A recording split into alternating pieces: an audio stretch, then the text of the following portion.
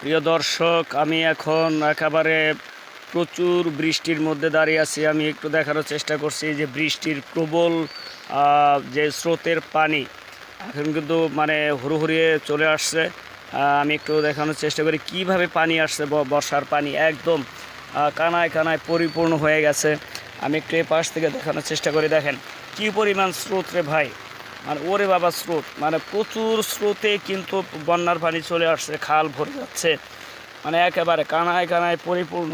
আর এদিকে কিন্তু মুষলধারে বৃষ্টি হচ্ছেই, দেখতেই পাচ্ছেন। আমি কিন্তু বৃষ্টির মধ্যে দাঁড়িয়ে আছি, একেবারে ভরপুর বৃষ্টি হচ্ছে।